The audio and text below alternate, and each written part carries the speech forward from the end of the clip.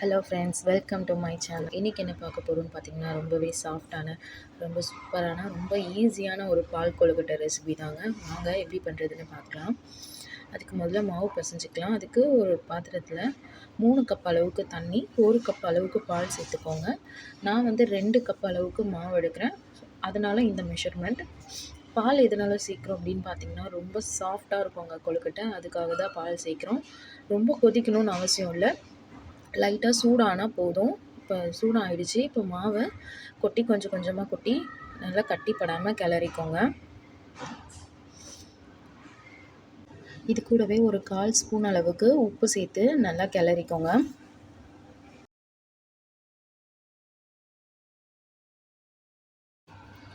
இப்போ பாருங்கள், நல்லா மாவு பிசைஞ்சாச்சு. ஒரு 5 நிமிஷத்துக்கு மூடி போட்டு வச்சுருங்க. ஒரு 5 நிமிஷம் கழித்து ஓப்பன் பண்ணி பாருங்கள். கை சூடு பொறுக்கிற பதத்துக்கு இருக்கும்.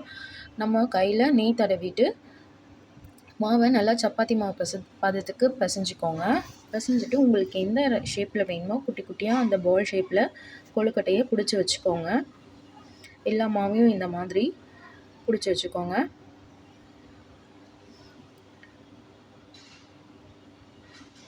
இப்போது ஒரு பேன் எடுத்துக்கோங்க. 1 கப் அளவுக்கு பால், 1 கப் அளவுக்கு தண்ணி சேர்த்து பால் நல்லா கொதிக்க விடுங்க.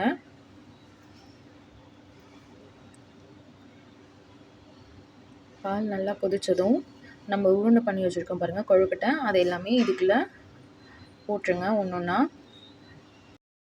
இப்போ ஒரு 2 நிமிஷத்துக்கு நல்லா கொதிக்க விடுங்க. இது கூடவே இப்போது ஒரு 2 ஏலக்காவும் ஒரு 1/4 மூடி அளவுக்கு தேங்காயும் துருவி இதோட இதில் சேர்த்துக்கோங்க. சேர்த்து பொறுமையாக கிளறி விடுங்க. கொழுக்கட்டை எதுவும் உடைஞ்சிடக்கூடாது. இப்போது நான் 1 ஸ்பூன் அளவுக்கு அரிசி மாவை தண்ணியில் கரைச்சி சேர்த்துக்கிறேன். எதுக்காகனா திக்காகும், நல்லா திக்காக இருக்கும் கொழுக்கட்டை, அதுக்காக தான். இப்போ பாருங்கள், இப்போது வெள்ளைப்பாகு சேர்த்துக்கலாம். நான் 1 கப் அளவுக்கு வெள்ளைப்பாகு சேர்த்துக்கிறேன். உங்களுக்கு எந்த அளவுக்கு ஸ்வீட் வேணுமோ நீங்கள் அந்தளவுக்கு சேர்த்துக்கலாம். சேர்த்து நல்லா கிளறி விடுங்க. ஒரு 2 நிமிஷம் நல்லா கொதிக்கட்டும். கொதித்ததும் நம்ம சூப்பரான பால் கொழுக்கட்டை ரெடி ஆகிடுங்க. இங்கே பாருங்கள் எவ்வளோ சூப்பராக இருக்குன்ட்டு. இந்த மாதிரி ட்ரை பண்ணி பாருங்கள், வீட்டில் எல்லாருக்குமே ரொம்ப பிடிக்கும். என்னோடய வீடியோ பிடிச்சிருந்தால் லைக் பண்ணுங்கள், ஷேர் பண்ணுங்கள், சப்ஸ்கிரைப் பண்ணுங்கள். தேங்க்ஸ் ஃபார் வாட்சிங்.